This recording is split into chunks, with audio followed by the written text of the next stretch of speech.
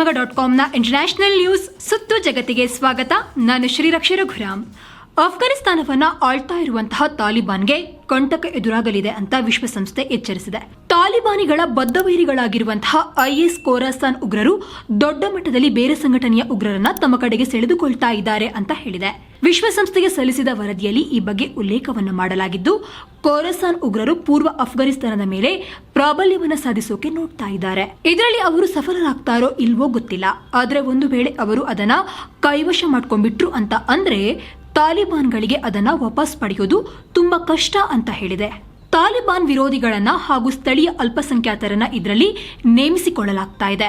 ಈ ರೀತಿ ಸೇರ್ಪಡೆಯಾಗ್ತಾ ಇರುವಂತಹ ಉಗ್ರರಿಗೆ ಬೇರೆ ಸಂಘಟನೆಗಿಂತ ಹೆಚ್ಚಿನ ವೇತನ ಹಾಗೂ ಅನುಕೂಲಗಳನ್ನು ಕೊಟ್ಟು ಅವರನ್ನು ಸೆಳೆಯುವಂತಹ ಪ್ರಯತ್ನವನ್ನ ಮಾಡ್ತಾ ಇದ್ದಾರೆ ಅಂತ ಹೇಳಿದೆ. ಇನ್ನು ವರದಿಯ ಪ್ರಕಾರ ಈಗಾಗಲೇ ಉಯ್ಗರ್ ಹೋರಾಟಗಾರರು ಅಂದ್ರೆ ಈ ಪ್ರತ್ಯೇಕ ಟರ್ಕಿಶ್ ಇಸ್ಲಾಮಿಕ್ ಸ್ಟೇಟ್ಗಾಗಿ ಹೋರಾಟವನ್ನ ಮಾಡ್ತಾ ಇರುವಂತಹ ಸುಮಾರು 50 ಬಂಡುಕೋರರು ಈ ಖೋರಾಸಾನ್ ಸಂಘಟನೆ ಸೇರ್ಕೊಂಡಿದ್ದಾರೆ ಅಂತ ಉಲ್ಲೇಖವನ್ನ ಮಾಡಲಾಗಿದೆ.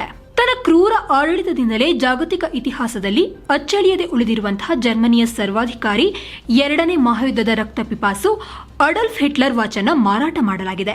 ಅಮೆರಿಕದಲ್ಲಿ ಈ ಹರಾಜು ನಡೆದಿದ್ದು, ಹಿಟ್ಲರ್ ಬಳಸ್ತಾ ಇದ್ದ ಈ ಕೈಗಡಿಯಾರ ಬರೋಬ್ಬರಿ $1.1 ಮಿಲಿಯನ್ ಅಂದ್ರೆ ಸುಮಾರು 8.5 ಕೋಟಿಗೂ ಅಧಿಕ ಮೊತ್ತಕ್ಕೆ ಸೇಲ್ ಆಗಿದೆ. ಅಮೆರಿಕದ ಚೆಸಾಪಿಕ್ ನಗರದಲ್ಲಿರುವಂತಹ ಐತಿಹಾಸಿಕ ವಸ್ತುಗಳ ಹರಾಜು ಸಂಸ್ಥೆಯೊಂದು ಇದನ್ನ ಮಾರಾಟ ಮಾಡಿದ್ದು, ಯುರೋಪ್ನ ಯಹೂದಿಯೊಬ್ರು ಈ ವಾಚನ ಖರೀದಿ ಮಾಡಿದ್ದಾರೆ ಅಂತ ಹೇಳಿಕೊಂಡಿದ್ದೆ. ಹಿಟ್ಲರ್ ಯಾರ ವಿರುದ್ಧ ಹೋರಾಟವನ್ನ ಮಾಡ್ತಾ ಇದ್ನೋ, ಯಾವ ಜನಾಂಗದ ರಕ್ತವನ್ನ ಹರಿಸ್ತಾ ಇದ್ನೋ ಅದೇ ಜನಾಂಗದ ವ್ಯಕ್ತಿಯೊಬ್ರು ಹಿಟ್ಲರ್ ವಾಚನ ತೆಗೆದುಕೊಂಡಿದ್ದಾರೆ. ಇನ್ನು ಈ ಮಾರಾಟಕ್ಕೆ ಸಹಜವಾಗಿ ಇತರೆ ಯಹೂದಿ ನಾಯಕರು ಆಕ್ಷೇಪವನ್ನು ವ್ಯಕ್ತಪಡಿಸಿದ್ದು, ಇದಕ್ಕೇನು ದೊಡ್ಡ ಹಿಸ್ಟೋರಿಕಲ್ ವ್ಯಾಲ್ಯೂ ಇಲ್ಲ ಅಂತ ಹೇಳಿದ್ದಾರೆ. ಆದರೆ ಹರಾಜು ಮಾಡಿರುವಂತಹ ಸಂಸ್ಥೆ ಈ ಮಾರಾಟವನ್ನ ಸಮರ್ಥನೆ ಮಾಡಿಕೊಂಡಿದ್ದು, ಇದು ಮಹಾಯುದ್ಧದ ಅವಶೇಷ ಅಂತ ಹೇಳಿದೆ. ಅಂದಹಾಗೆ ಈ ವಾಚ್ AH ಅನ್ನುವಂತಹ ಅಕ್ಷರಗಳನ್ನು ಒಳಗೊಂಡಿದ್ದು, ಇದರಲ್ಲಿ ನಾಜಿಗಳ ಚಿಹ್ನೆ ಒಳಗೊಂಡಿದೆ. 1945ರ ಮೇನಲ್ಲಿ ಹಿಟ್ಲರ್ ವಿರುದ್ಧ ನಡೆಸಿದ ಕಾರ್ಯಾಚರಣೆಯಲ್ಲಿ ಫ್ರೆಂಚ್ ಸೈನ್ಯದ ಮುಂದಾಳತ್ವವನ್ನು ವಹಿಸಿದ ಸೈನಿಕನೊಬ್ಬ ಈ ವಾಚನ ವಶಪಡಿಸಿಕೊಂಡಿದ್ದ. ಮಯನ್ಮಾರ್ನಲ್ಲಿ ಹೇರಲಾಗಿರುವಂತಹ ತುರ್ತು ಪರಿಸ್ಥಿತಿಯನ್ನ ಮತ್ತೆ 6 ತಿಂಗಳಿಗೆ ವಿಸ್ತರಣೆ ಮಾಡಲಾಗಿದೆ. ಕಳೆದ ವರ್ಷ ಸೇನಾಡಳಿತದ ನೇತೃತ್ವವನ್ನು ವಹಿಸಿದ್ದ ಮಿನ್ ಆಂಗ್ ಹೆಂಗ್ ಹೆಚ್ಚುವರಿಯಾಗಿ ಇನ್ನು 6 ತಿಂಗಳು ಸೇವೆ ಸಲ್ಲಿಸೋಕೆ ಅನುಮತಿಯನ್ನು ಕೊಡಿ ಅಂತ ಅಲ್ಲಿನ ಮಿಲಿಟರಿ ಸರ್ಕಾರಕ್ಕೆ ಕೇಳಿದ್ರು. ಇವರ ಈ ಬೇಡಿಕೆಗೆ ಸ್ಪಂದಿಸಿರುವಂತಹ ಮಯನ್ಮಾರ್ನ ಮಿಲಿಟರಿ ಸರ್ಕಾರದ ರಕ್ಷಣಾ ಹಾಗೂ ಭದ್ರತಾ ಮಂಡಳಿಯ ಸದಸ್ಯರು ಆಯ್ತು ಮುಂದುವರಿಸಿ ಅಂತ ಅನುಮತಿಯನ್ನ ನೀಡಿದೆ. ಇನ್ನೊಂದು ಕಡೆ ಜಪಾನ್ನ ಪತ್ರಕರ್ತ ಒಬ್ಬನನ್ನ ಮಯನ್ಮಾರ್ನ ಭದ್ರತಾ ಪಡೆಗಳು ಅರೆಸ್ಟ್ ಮಾಡಿದ್ದಾರೆ. ಅಲ್ಲಿರುವಂತಹ ಸೇನಾಡಳಿತದ ವಿರುದ್ಧ ನಡೀತಾ ಇರುವಂತಹ ಪ್ರತಿಭಟನೆಯನ್ನ ವಿಡಿಯೋ ಮೂಲಕ ಸೆರೆ ಹಿಡಿತಾ ಇದ್ದ ಅಂತ ಹೇಳಿ ಈ ಪತ್ರಕರ್ತನನ್ನ ಬಂಧಿಸಲಾಗಿದೆ ಅಂತ ಅಲ್ಲಿನ ಪ್ರಜಾಪ್ರಭುತ್ವ ಪರ ಕಾರ್ಯಕರ್ತರು ಹೇಳಿದ್ದಾರೆ. ಬ್ರಿಟನ್ನಲ್ಲಿ ನಡೀತಾ ಇರುವಂತಹ PM ರೇಸ್ ಕೊನೆ ಘಟ್ಟ ತಲುಪಿದ್ದು, ಪ್ರಧಾನಿ ಅಭ್ಯರ್ಥಿ ರಿಷಿ ಸುನಾಕ್ ಮತ್ತೊಂದು ಮಹತ್ವದ ಪ್ರತಿಜ್ಞೆಯನ್ನ ಮಾಡಿದ್ದಾರೆ. ತಾವೇನಾದ್ರೂ ಪ್ರಧಾನಿ ಆದ್ರೆ 2029ರ ವೇಳೆಗೆ ಆದಾಯ ತೆರಿಗೆಯ ಬೇಸಿಕ್ ರೇಟ್ ಅನ್ನ 20% ನಷ್ಟು ಕಡಿಮೆ ಮಾಡ್ತೀನಿ ಅಂತ ಘೋಷಿಸಿದ್ದಾರೆ. ಅಂದಹಾಗೆ ರಿಷಿಗೆ ಅತ್ಯಂತ ಪ್ರಬಲ ಪ್ರತಿಸ್ಪರ್ಧಿಯಾಗಿರುವಂತಹ ಲೀಸ್ ಟ್ರಸ್ ತೆರಿಗೆಯನ್ನ ತಕ್ಷಣವೇ ಕಡಿತಗೊಳಿಸುವುದಾಗಿ ಮಾತು ಕೊಟ್ಟಿದ್ರು. ಇದರ ಹಿನ್ನೆಲೆಯಲ್ಲಿ ರಿಷಿ ಈ ಘೋಷಣೆಯನ್ನ ಮಾಡಿದ್ದಾರೆ. ಇನ್ನು ಬ್ರಿಟನ್ ಪ್ರಧಾನಿ ಆಗೋಕೆ ಜನಾಂಗೀಯ ಮೂಲ ಅಡ್ಡಿ ಬರಲ್ಲ ಅಂತ ಸುನಾಕ್ ಹೇಳಿದ್ದಾರೆ. ಕನ್ಸರ್ವೇಟಿವ್ ಪಕ್ಷದ ಸಂಸದರು ತಮ್ಮ ನೆಲದವರೇ ಆದಂತಹ ಲೀಸ್ ಟ್ರಸ್ ರನ್ನ ತಮ್ಮ ನಾಯಕಿಯಾಗಿ ಆಯ್ಕೆ ಮಾಡಬಹುದು ಅಂತ ಹೇಳಲಾಗ್ತಾ ಇದೆ.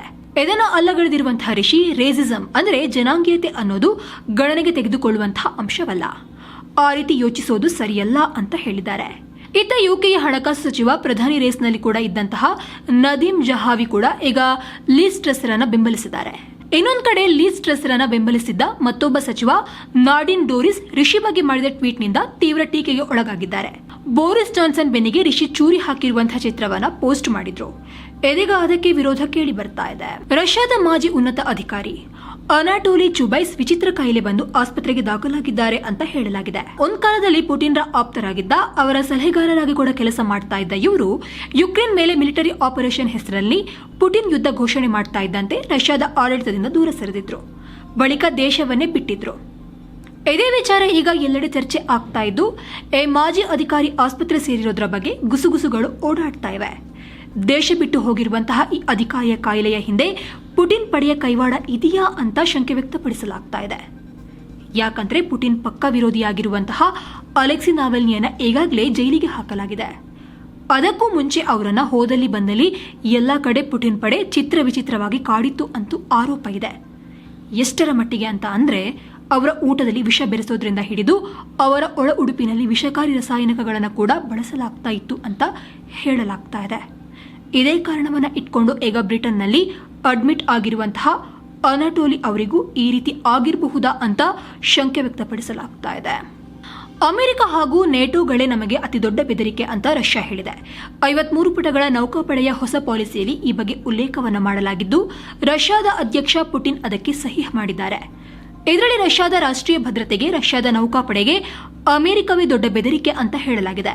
ಇನ್ನು ರಷ್ಯಾದ ನೌಕಾ ದಿನಾಚರಣೆಯ ಅಂಗವಾಗಿ ಮಾತನಾಡಿದ ರಷ್ಯಾ ಅಧ್ಯಕ್ಷ ವ್ಲಾಡಿಮಿರ್ ಪುಟಿನ್, ನಮ್ಮ ನೇವಿಗೆ ಹೊಸ ಹೈಪರ್ಸಾನಿಕ್ ಕ್ರೂಸ್ ಮಿಸೈಲ್ಗಳನ್ನು ಇನ್ನೇನು ಕೆಲವೇ ತಿಂಗಳುಗಳಲ್ಲಿ ನಿಯೋಜನೆ ಮಾಡಿಕೊಳ್ಳಲಿದೆ ಅಂತ ಹೇಳಿದ್ದಾರೆ. ಯಾಕೋ ನಮ್ಮ ನೆರೆಯ ರಾಷ್ಟ್ರ ಪಾಕಿಸ್ತಾನದ ನಸೀಬೆ ಸರಿಯಿಲ್ಲ ಅಂತ ಅನಿಸ್ತಾ ಇದೆ. ಯಾಕಂದ್ರೆ ಈಗಾಗಲೇ ಆರ್ಥಿಕ ದುಸ್ಥಿತಿ ಸೇರಿದಂತೆ ಹಲವು ರೀತಿಯ ಸಮಸ್ಯೆಗಳನ್ನು ಎದುರಿಸ್ತಾ ಇರುವಂತಹ ಪಾಕಿಸ್ತಾನಕ್ಕೆ ಈಗ ಮತ್ತೊಂದು ಆಘಾತವಾಗಿದೆ. ಚೀನಾ ನಿರ್ಮಿಸಿದ್ದ ವಿದ್ಯುತ್ ಸ್ಥಾವರ ಕೂಡ ಮುಚ್ಚಿದ್ದು, ದೇಶದಲ್ಲಿ ಇದ್ದ ಕರೆಂಟ್ ಸಮಸ್ಯೆ ಮತ್ತಷ್ಟು ಜಾಸ್ತಿಯಾಗಲಿದೆ. ಪಾಕ್ನ ಅತ್ಯಂತ ದೊಡ್ಡ ಹೈಡ್ರೋ ಪವರ್ ಪ್ಲಾಂಟ್ ಅಂತ ಹೇಳಲಾಗ್ತಾ ಇರುವ ವಿದ್ಯುತ್ ಸ್ಥಾವರವನ್ನ ಪಿಒಕೆಯಲ್ಲಿರುವಂತಹ ನೀಲಂ ನದಿ ದಂಡೆಯ ಮೇಲೆ ನಿರ್ಮಿಸಲಾಗಿದೆ. ಆದರೆ ನದಿ ನೀರನ್ನು ಪವರ್ ಪ್ಲಾಂಟ್ಗೆ ಡೈವರ್ಟ್ ಮಾಡುವ ಸುರಂಗದಲ್ಲಿ ಸಮಸ್ಯೆ ಉಂಟಾಗಿದ್ದು, ಸ್ಥಾವರದಲ್ಲಿ ವಿದ್ಯುತ್ ಉತ್ಪಾದನೆಯನ್ನ ಸ್ಥಗಿತಗೊಳಿಸಲಾಗಿದೆ. ಒಟ್ಟು 969 ಮೆಗಾವ್ಯಾಟ್ನ ಈ ಸ್ಥಾವರವನ್ನ ಮುಚ್ಚಿರೋದಕ್ಕೆ ಪಾಕ್ಗೆ 7324 ಮೆಗಾವ್ಯಾಟ್ ಪವರ್ ಕೊರತೆ ಉಂಟಾಗಿದೆ ಅಂತ ಹೇಳಲಾಗಿದೆ. ಪಾಕಿಸ್ತಾನದ ಸಂಸತ್ ಭವನದಲ್ಲಿರುವಂತಹ ಕ್ಯಾಂಟೀನ್ಗಳ ಆಹಾರದಲ್ಲಿ ಜಿರಳೆಗಳು ಕಂಡುಬಂದ ಕಾರಣ 2 ಕ್ಯಾಂಟೀನ್ಗಳನ್ನು ಬಂದ್ ಮಾಡಲಾಗಿದೆ ಅಂತ ವರದಿಯಾಗಿದೆ. ಶಾಸಕರು ತಮಗೆ ನೀಡಿದ್ದ ಆಹಾರದಲ್ಲಿ ಜಿರಳೆಗಳು ಬಂದಿವೆ ಅಂತ ಕಂಪ್ಲೇಂಟ್ ಮಾಡಿದ್ದಾರೆ. ಬಳಿಕ ಪಾಕ್ ರಾಜಧಾನಿ ಇಸ್ಲಾಮಾಬಾದ್ ಜಿಲ್ಲಾಡಳಿತಾಧಿಕಾರಿಗಳು ಕೂಡ 2 ಕೆಫೆಯ ಮೇಲೆ ರೇಡ್ ಮಾಡಿದ್ದಾರೆ. ಈ ವೇಳೆ ಅಡುಗೆ ಮನೆಯಲ್ಲಿ ಜಿರಳೆ ಹೊರತಾಗಿ ಇಲಿ, ಜೇಡ, ಸೊಳ್ಳೆಗಳು ಕಂಡುಬಂದಿವೆ. ಹೀಗಾಗಿ ಅಧಿಕಾರಿಗಳು ಕೆಫೆಗಳನ್ನು ಸೀಲ್ ಮಾಡಿದ್ದಾರೆ ಅಂತ ಅಲ್ಲಿನ ಮಾಧ್ಯಮ ವರದಿ ಮಾಡಿದೆ. ಈ ರೀತಿ ಊಟದಲ್ಲಿ ಜಿರಳೆಗಳು ಬರೋದು ಇದೇ ಮೊದಲೇನಲ್ಲ. 2019ರಲ್ಲಿ ಕೂಡ ಶಾಸಕರು ಈ ಬಗ್ಗೆ ಕಂಪ್ಲೇಂಟ್ ಮಾಡಿ ಶುಚಿಯಾದ ಆಹಾರ ಕೊಡುವಂತೆ ಪ್ರತಿಭಟನೆಯನ್ನ ಮಾಡಿದ್ರು. ಜಾಗತಿಕವಾಗಿ ಹಲವು ರಾಷ್ಟ್ರಗಳಿಗೆ ಆರ್ಥಿಕ ಹಿನ್ನಡೆಯ ಭೀತಿ ಶುರುವಾಗಿದೆ. ಈ ನಡುವೆ ಚೀನಾ ತನ್ನ ಕಳಪೆ ಆರ್ಥಿಕ ದತ್ತಾಂಶವನ್ನು ಬಿಡುಗಡೆ ಮಾಡಿದ್ದು, ಇದರ ಬೆನ್ನಲ್ಲೇ ವಾರದ ಆರಂಭದಲ್ಲೇ ತೈಲ ಬೆಲೆಯಲ್ಲಿ ಕುಸಿತ ಕಂಡಿದೆ ಅಂತ ವರದಿಯಾಗಿದೆ. ವಾರಾಂತ್ಯದ ಡೇಟಾ ಚೀನಾದ ಕಾರ್ಖಾನೆಗಳ ಚಟುವಟಿಕೆಯಲ್ಲಿ ಕುಸಿತವನ್ನು ತೋರಿಸಿದೆ. ಇದಕ್ಕೆ ಕೋವಿಡ್-19 ವಿರುದ್ಧದ ಕಠಿಣ ನಿರ್ಬಂಧಗಳೇ ಕಾರಣ ಅಂತ ಹೇಳಲಾಗ್ತಾ ಇದೆ. ಇನ್ನು ಅಮೆರಿಕದ ವೆಸ್ಟ್ ಟೆಕ್ಸಾಸ್ನಲ್ಲಿ ಜುಲೈನಲ್ಲೂ ತೈಲ ಬೆಲೆ ಸುಮಾರು 7% ಕುಸಿತಗೊಂಡು ಪ್ರತಿ ಬ್ಯಾರೆಲ್ಗೆ $98 ಅಂದ್ರೆ ಸುಮಾರು $7,700 ಆಗಿದೆ. ಅಂದ್ಹಾಗೆ ಅಮೆರಿಕದ ಆರ್ಥಿಕತೆ ಕೂಡ 2ನೇ ತ್ರೈಮಾಸಿಕದಲ್ಲೂ ಕುಸಿತವನ್ನ ಕಂಡಿದೆ ಅಂತ ಕಳೆದ ವಾರದ ಡೇಟಾದಲ್ಲಿ ಕಂಡು ಬಂದಿತ್ತು.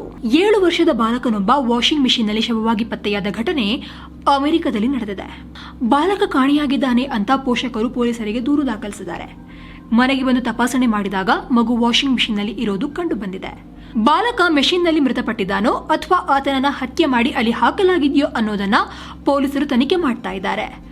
ಅಂದ್ಹಾಗೆ ಟ್ರಾಯ್ ಕಹುಲಾರ್ ಅನ್ನುವಂತಹ ಬಾಲಕನನ್ನ ಪೋಷಕರು 2019ರಲ್ಲಿ ದತ್ತು ತೆಗೆದುಕೊಂಡಿದ್ರು ಅಂತ ಹೇಳಲಾಗಿದೆ. ಸ್ಪೇನ್ ಪ್ರಧಾನಿ ಪೆಡ್ರೋ ಸ್ಯಾಂಚೇಸ್ ತಮ್ಮ ಸಚಿವರಿಗೆ ಹಾಗೂ ಅಧಿಕಾರಿಗಳಿಗೆ ಟೈ ಕೊಟ್ಟುವುದನ್ನು ನಿಲ್ಲಿಸಿ ಅಂತ ಹೇಳಿದ್ದಾರೆ. ಅಲ್ಲಿನ ತಾಪಮಾನ ಅತಿಯಾಗಿ ಏರಿಕೆ ಆಗ್ತಾ ಇರೋದ್ರಿಂದ ಈ ರೀತಿ ಟೈಗಳನ್ನು ಕಟ್ಟಬೇಡಿ ಅಂತ ಸೂಚಿಸಿದ್ದಾರೆ. ಈ ಬಗ್ಗೆ ಮಾತನಾಡಿದ ಸ್ಯಾಂಚೇಸ್, ನೋಡಿ, ನಾನು ಟೈ ಕಟ್ಟಲಿಲ್ಲ, ಇದರಿಂದ ಸ್ವಲ್ಪ ಕಂಫರ್ಟೇಬಲ್ ಫೀಲ್ ಆಗುತ್ತೆ, ಇದರಿಂದ ಎನರ್ಜಿ ಕೂಡ ಸೇವ್ ಆಗುತ್ತೆ ಅಂತ ಹೇಳಿದ್ದಾರೆ.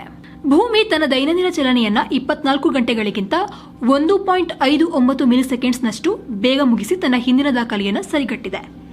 ಇದು ಜುಲೈ 29ರಂದು ಸಂಭವಿಸಿದ್ದು ಅತ್ಯಂತ ಕನಿಷ್ಠ ದಿನ ಅಂತ ಕರೆಸಿಕೊಂಡಿದೆ. ಈ ಮೊದಲು 2020ರ ಜುಲೈ 19ರಲ್ಲಿ ಭೂಮಿ 24 ಗಂಟೆಗಿಂತ 1.47 ಮಿಲಿಸೆಕೆಂಡ್ಸ್ ಮೊದಲೇ ತನ್ನ ರೊಟೇಷನ್ ಮುಗಿಸಿ ದಾಖಲೆಯನ್ನು ಬರೆದಿತ್ತು. ಈಗ ಜಗತ್ತಿನಲ್ಲಿ ಇನ್ನೂ ಏನೆಲ್ಲ ಆಗ್ತಾ ಇದೆ ಅಂತ ಕ್ವಿಕ್ ಆಗಿ ನೋಡ್ಕೊಂಡ್ಬರೋಣ. ಕ್ವಿಕ್ ರೌಂಡ್ ಅಪ್ ನಲ್ಲಿ ಪಕ್ಕದ ಪಾಕಿಸ್ತಾನದಲ್ಲಿ ಮಳೆ ಆರ್ಭಟಿಸ್ತಾ ಇದ್ದು, ಮಾನ್ಸೂನ್ ಶುರುವಾದ ಮೇಲೆ ಇಲ್ಲಿಯವರೆಗೆ ಕನಿಷ್ಠ 370 ಮಂದಿ ಬಲಿಯಾಗಿದ್ದಾರೆ. ಹೆಚ್ಚಿನ ಸಾವುಗಳು ಬಲೂಚ್ ಪ್ರಾಂತ್ಯದಲ್ಲಿ ವರದಿಯಾಗಿದ್ದು, ಪ್ರವಾಹದ ಸ್ಥಳಗಳಿಗೆ ಪ್ರಧಾನಿ ಭೇಟಿ ನೀಡಲಿದ್ದಾರೆ ಅಂತ ಅಲ್ಲಿನ ಸರ್ಕಾರ ಹೇಳಿದೆ.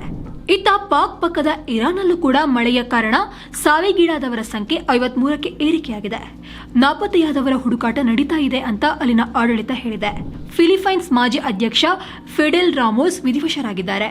1992ರಿಂದ 98ರವರೆಗೆ ಆಡಳಿತ ಮಾಡಿದ್ದ ಇವರು ದೇಶದಲ್ಲಿ ಎದ್ದಿದ್ದಂತಹ ದಂಗೆಯನ್ನ ನಿರ್ನಾಮ ಮಾಡಿ ಅಲ್ಲಿನ ಜನರ ವಿಶ್ವಾಸಕ್ಕೆ ಪಾತ್ರರಾಗಿದ್ರು.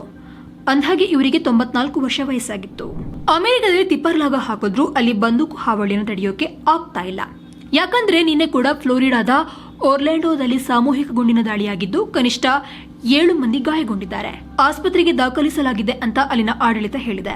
ಇನ್ನು ದೇಶ ಬಿಟ್ಟು ಹೋಗಿರುವಂತಹ ಲಂಕಾದ ಮಾಜಿ ಅಧ್ಯಕ್ಷ ಗೊಟಬಯ ರಾಜಪಕ್ಸ ಮತ್ತೆ ವಾಪಸ್ ಬರೋಕೆ ಇದು ಸರಿಯಾದ ಸಮಯ ಅಲ್ಲ ಅಂತ ಅಲ್ಲಿನ ಹಾಲಿ ಅಧ್ಯಕ್ಷ ರಾನಿಲ್ ವಿಕ್ರಮಸಿಂಘೆ ಹೇಳಿದ್ದಾರೆ. ಕೊರೋನಾದಿಂದ ಮುಚ್ಚಲಾಗಿದ್ದ ನ್ಯೂಜಿಲೆಂಡ್ನ ಎಲ್ಲಾ ಗಡಿಗಳನ್ನ ಓಪನ್ ಮಾಡಲಾಗಿದೆ ಅಂತ ಅಲ್ಲಿನ ಸರ್ಕಾರ ಹೇಳಿದೆ. ಸೊ ಫ್ರೆಂಡ್ಸ್, ಇದಾಗಿತ್ತು ಇವತ್ತಿನ ಸುತ್ತು ಜಗತ್ತು. ಹೀಗೆ ಮತ್ತೆ ಭೇಟಿ ಆಗ್ತಾ ಇರೋಣ. ಅಲ್ಲಿಯವರೆಗೂ ಧನ್ಯವಾದ.